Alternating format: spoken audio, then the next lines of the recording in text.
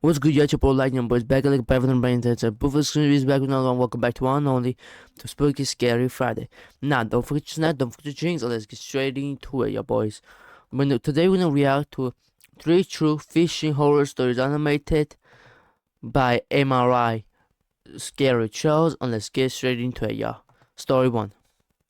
What you snacking I on? have always loved the calm one gets from fishing alone, so when I decided to spend a weekend by Pine Lake, I was psyched.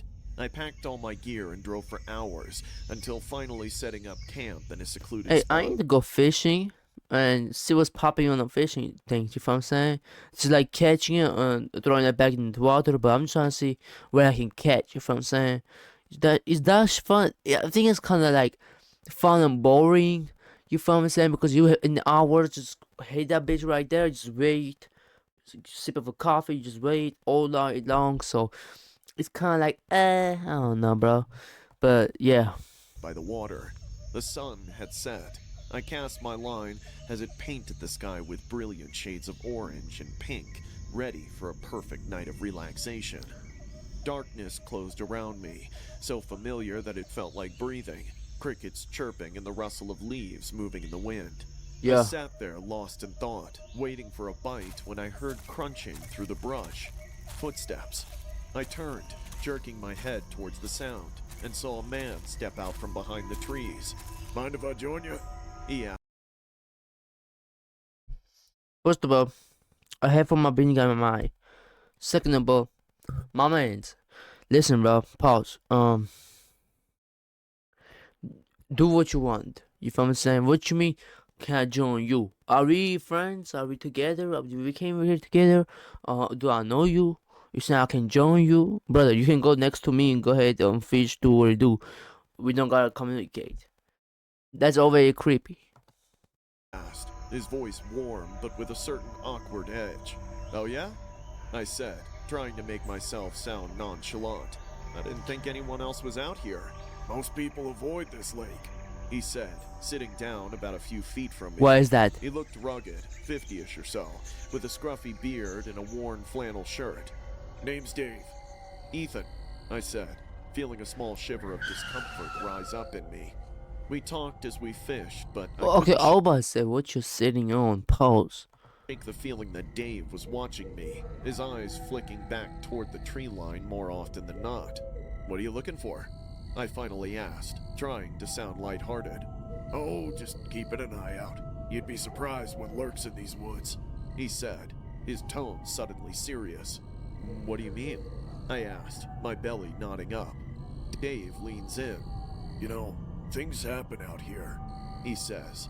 People just disappear. My heart thumps a little faster. Like, That's straight up. You guys, I gotta go. My wife is waiting. If I'm shooting on work, she then I'm fishing. Get up out of there really fast. You know what I'm saying? Or get a fake call, like somebody's calling you. Bow, get up out of there. who? Joe McAllister, he says. He went out one night to fish and never came home. Not a sign of him, just his gear. He looks at me with a narrowed eye.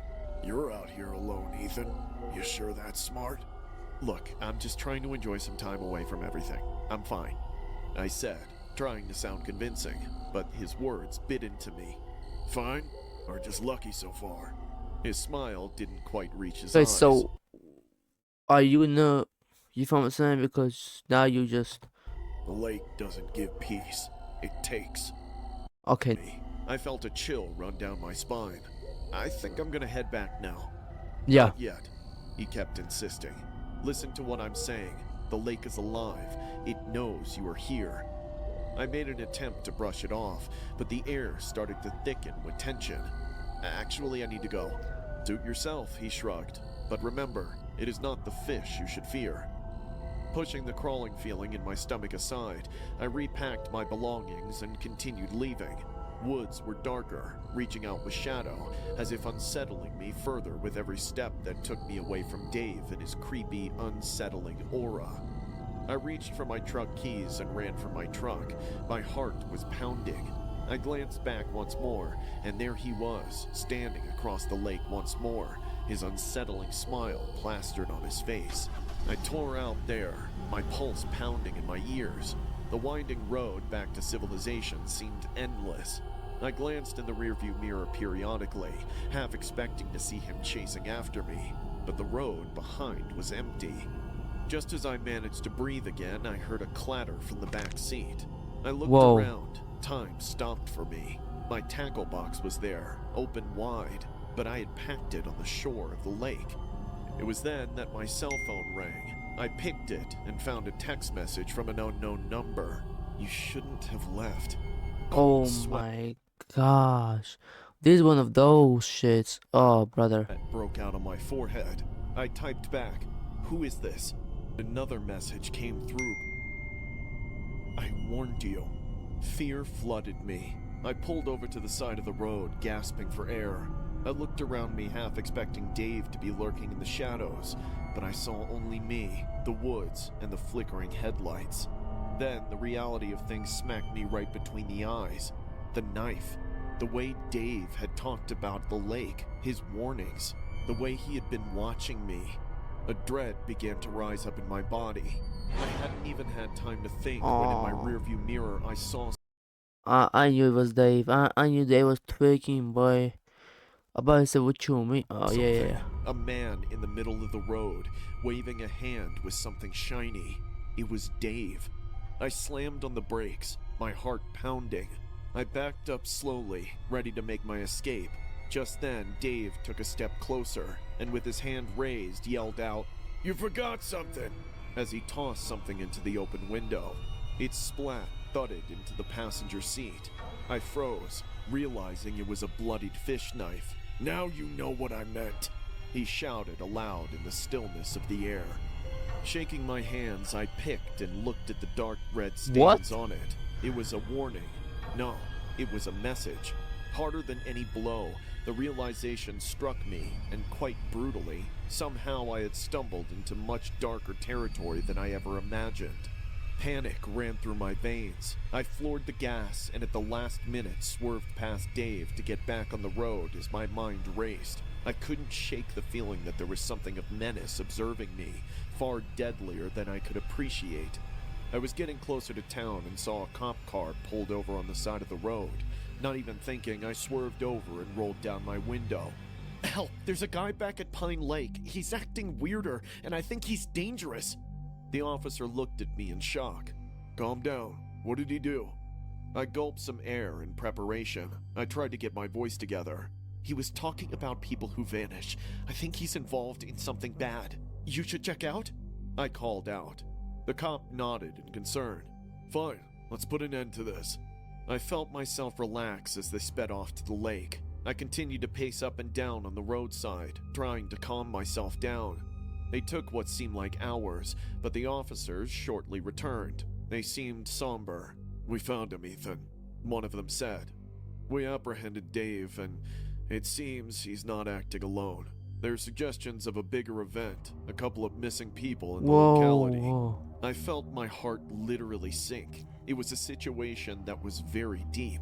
They were not just dealing with one creepy guy, rather they had discovered a massive human trafficking ring, which utilized the lake as a lure. They even take their cell numbers from the entries. "Thank you," I said, feeling relief and fear mix in my voice. I did not know. As I waited for the officers to take my statement, my phone buzzed for the third time. I reached over and pulled it out. My stomach fell. Oh, the message heck was no. simple. I read it in silence. "You think you're safe? You have no idea what we're capable of." A chill ran through me. The operation wasn't just about Dave. It had been a network far beyond my worst fears. They had eyes and ears everywhere. And still, they watched me. Story 2, let's get it. A year after our dad's death, I stood on the pier with my brother Noah. We had spent many summers there, going on fishing trips with Dad. But last year, he went alone and never returned. His boat was intact, so was his gear, but he just vanished, never to be seen again. Do you think it's still there? Do you mean the fishing spot? No, the rod. The one Dad lost that summer. My heart sank. You really think it's still somewhere there? Why not? Let's check. Reluctantly, I followed him to the rocky shore, feeling a chill as I watched the waves lap at the stones. We crept forward for about an hour, the slick rocks beneath our feet slippery, but curiosity kept us going. Look! Noah bent down, gripping a tangle of seaweed. There's something! My heart raced as I squinted. Sticking out of the green mass was the unmistakable handle of a fishing rod. Together, we pulled, and with a final tug, the rod broke free, revealing its length and something shiny. It's baited. Dad hated removing baits. We pulled, but it was stuck. A fish was probably caught in it. Figuring it was Dad's last catch, we pulled harder, and suddenly the rod came up, along with something else. My stomach dropped. A body. Attached to the rod was a bloated, lifeless body. I Told you. stumbled back, panic rising in my throat. Noah dropped the rod, eyes wide. What the hell is that? That's a body. Before we could react, a familiar voice seeped through the salty air. Liam, Noah, help me. I Is that your dad? Oh, brother, I'm chill. I got froze, chills. disbelief flooding my senses. No way. Is that Dad? He's still there. We have to help him. No, it can't be. I shouted, fear bubbling up. But Noah didn't listen. He stepped closer. He needs us, Liam. We can't leave him. Listen, it sounds wrong. We need to get out of here. But my words fell on deaf ears. The voice grew more insistent. Help me. I'm trapped. I felt the sand shift under my feet as the sea came alive. Noah, this isn't safe. But he was already stepping forward. Noah, stop! I lunged, fear gripping me as I saw the waves swirling around him as he went deeper into the water. Dad needs me! Suddenly, the voice twisted, becoming something darker, filled with a sinister that sent chills down my spine. The water bubbled as a dark shape began to arise, something ancient and horrifying. Get away from the water! I slapped him hard across the face, and he blinked, confusion replacing the trance. What's happening? It's not Dad, it's something else. The voice roared. The waves suddenly grew taller, and I saw the creature's grotesque form just beneath the surface. The sand crumbled beneath us, and it became hard to pull ourselves back to the shore. Come on! I screamed. What is that thing? I didn't have time to answer. I pulled him back as the creature surged forth, revealing a mass of scales and teeth and insatiable hunger in its red eyes. Damn! Dad, it's lying. Bitch, that's a Bigfoot. Is your dad a Bigfoot? It's trying to take you. In that moment, I knew what we were up against. A siren, a creature luring us with false voices, an enchanting yet lethal creature the sailors of our fishing town had warned for many years. What? Sirens were often depicted as beautiful women with irresistible voices. They lured sailors by mimicking their loved ones, only to reveal their sinister nature. Noah! I yelled again, pulling him toward the shore, but the tides pulled harder, and Noah was still entranced. With a roar, the creature surged forth, revealing his true monstrous form. Noah, we need to go now! What if it really is Dad? I reached for him. The waves surged, dragging us under. The creature's voice echoed in my mind, layered with sinister laughter, and that is when the seawater took over us. That is when I felt a cold grip on my ankle. My pulse quickened. This was the last straw. As I struggled, the water pulled me down, swirling around my legs like grasping hands. I fought back, but it felt like swimming through the sand. A knee-length seawater was suddenly many feet deep. I looked back and saw the creature, its form grotesque, an amalgamation of fish and human, its eyes glimmering with a predatory gleam. It let out a laugh that echoed in my mind, a cacophony of despair. My brother was already unconscious. The creature finally lunged towards us. Bro, knock your brother out. Put his ass in no food nonsense. Put his ass to sleep, bro. And take him ass home. Why you just trying to like, oh, grab his hand, put it in here, but he's going, bro. Fucking sucker punch his ass. Knock his ass out. Get his ass and just go home. It's that simple. its mouth wide with razor-like teeth. I pulled away, my heart racing, but the grip of the sea was relentless. It dragged me back toward the maw of the creature, the very thing I had tried to escape. That is when my feet found support of a hard rock underneath. The friction gave me hope, and I pulled myself and my brother out with everything that I could gather. We emerged on the shore, and I dragged him further in the sand just as that creature leapt out and tried to bite at his feet. But something told me that he couldn't stay on land. As I pulled my brother to safety, the creature looked at me with stillness. Then it screamed and leapt back into the water. Perhaps that is what my father met as well. I just hope he found peace. Oh, brother. Story 3. We drove for hours. The Animations are crazy. five of us, Ryan, Jessica, Mark, Lisa, and I. We'd seen a YouTube documentary about the infamous Suicide Lake by a quaint town. They said the lake was cursed. It drew people who were struggling into its arms. But we were there for the rare salmon rumored to thrive in its depths, which grew thrice in size of normal fishes and bled black blood. Come on, it's just a lake.